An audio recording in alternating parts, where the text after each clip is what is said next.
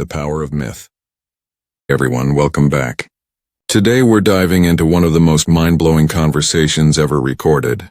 Joseph Campbell, the world's leading expert on mythology, sat down with journalist Bill Moyers for 24 hours of conversation at George Lucas's Skywalker Ranch. Yes, that George Lucas. The guy who created Star Wars was so influenced by Campbell's work that he gave him his ranch to have this conversation. That alone should tell you how powerful this material is. This conversation became a book called The Power of Myth, and it's going to change how you see every story, every religion, every movie, and honestly, your own life. Campbell spent his entire career studying myths from every culture on Earth, from ancient Egypt to Native American tribes to Christianity to Buddhism. And what he discovered is absolutely insane.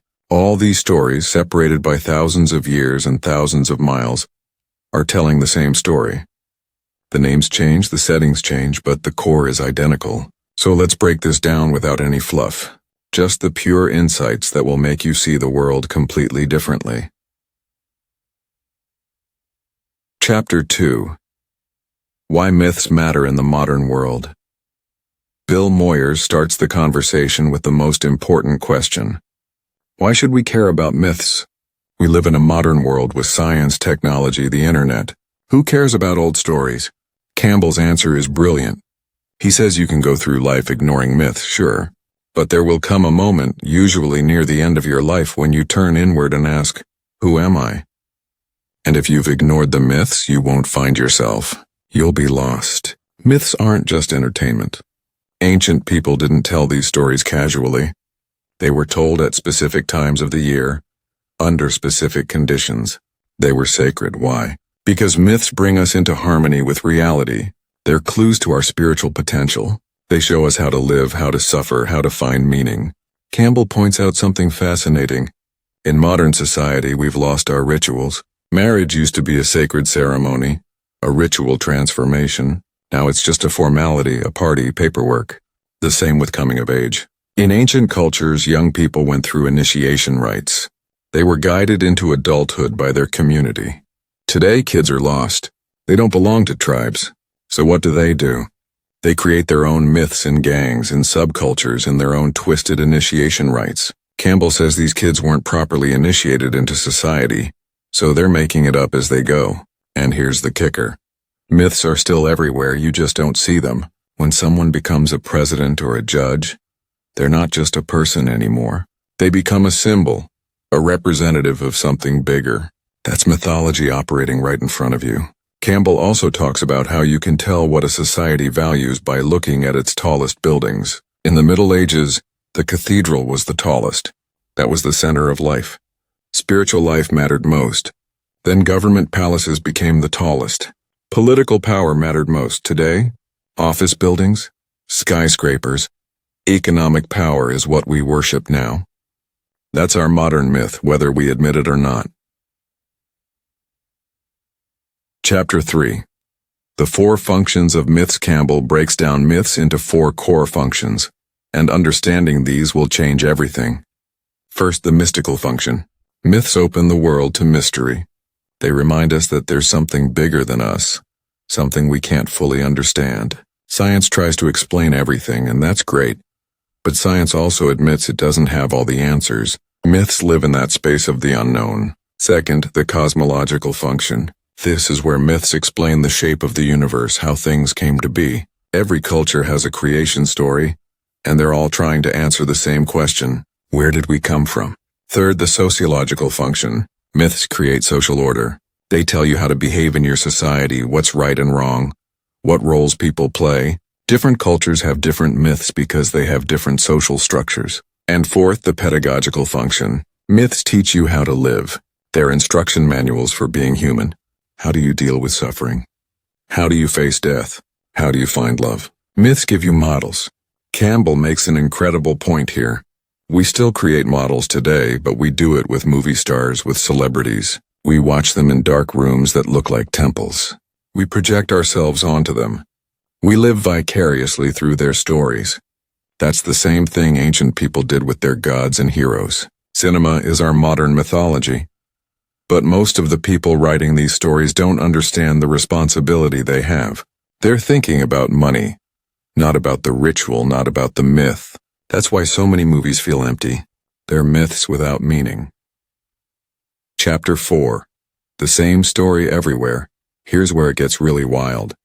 Campbell shows that all religions are telling the same story. Creation, death, resurrection, ascension to heaven. These themes appear in Christianity, but they also appear in ancient Egyptian mythology and Buddhism and Hinduism everywhere.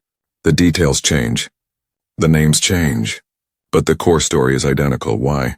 Because these stories come from the human experience, and human experience is universal. We all face birth, death, love, loss, fear, hope. So we all create stories to make sense of these experiences. Campbell says that many religions claim to be the truth, the one true path chosen by God. But that's a mistake. They're all true in different ways. They're all true metaphorically. The problem comes when people take their myth literally and refuse to see the truth in other myths. That's when you get collision, conflict, war. Campbell believes that both heaven and hell are not physical places. They're inside you. The gods are inside you. Jesus didn't ascend to a physical paradise. He went inward, to an inner space where the source of everything exists. This is a huge shift in perspective.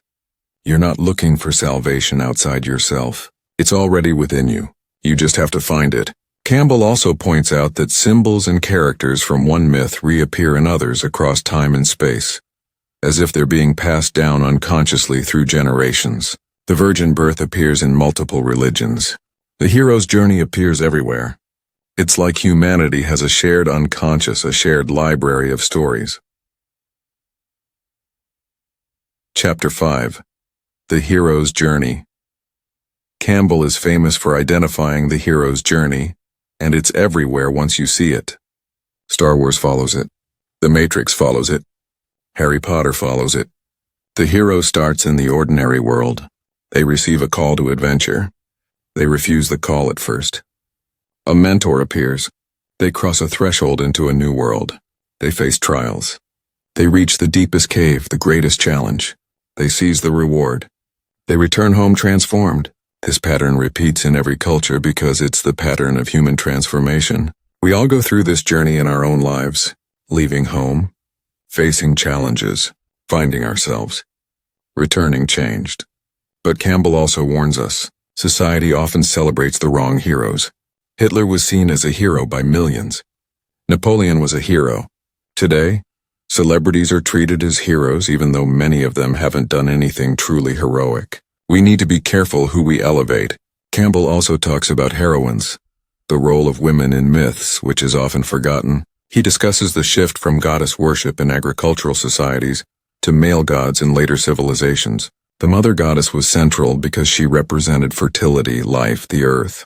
But as societies became more warlike, male gods took over. Campbell says the mother represents our nature, what we're born with.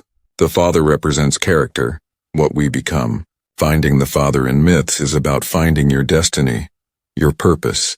It's the journey outward and then inward. Chapter 6.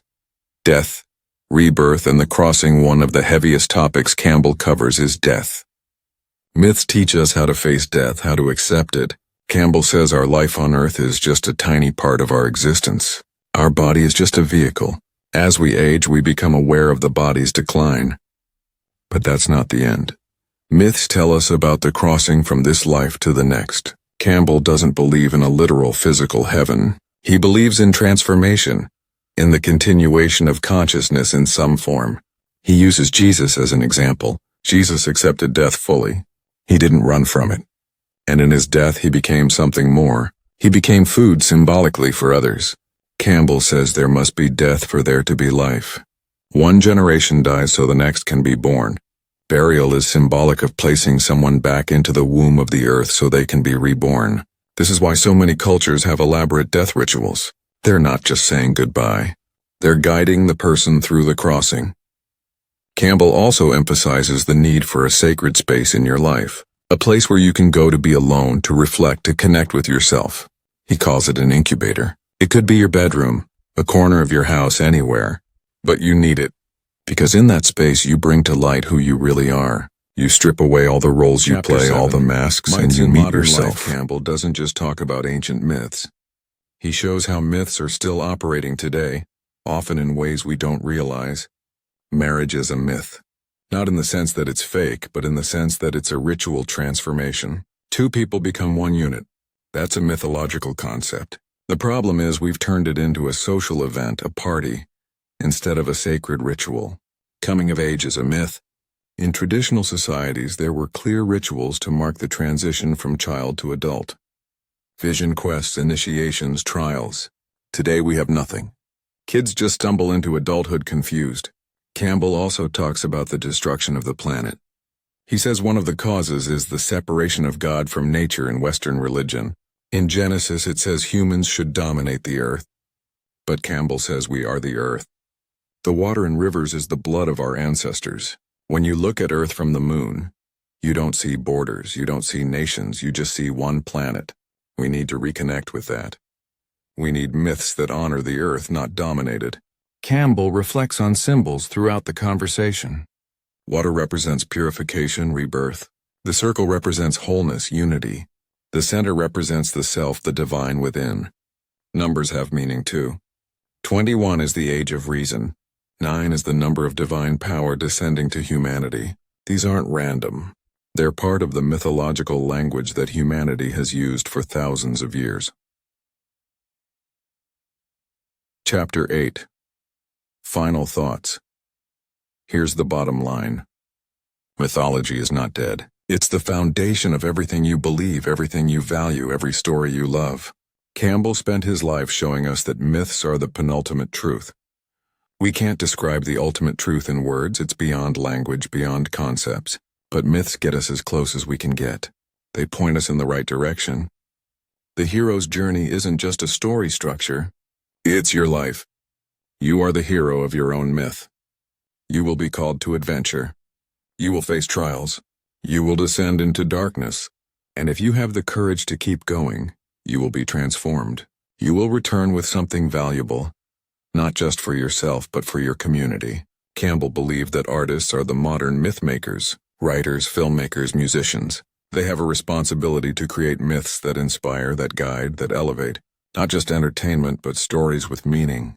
And you, as the audience, have a responsibility too, to recognize the myths you're living by, to question them, to choose better ones if the ones you inherited aren't serving you. So look at your life. What myth are you living? Is it a myth of scarcity or abundance? A myth of separation or connection? A myth of fear or courage? You get to choose. Campbell's final message is this. Follow your bliss. Find what makes you come alive and do that. Because when you do, you're living your myth. You're fulfilling your purpose. And that's what all the heroes did. They followed their bliss and they transformed the world. Thanks for watching. If this opened your mind even a little bit, hit that like button and subscribe. Drop a comment and tell me what myth you're living. What story are you telling yourself about your life? I'll see you in the next one.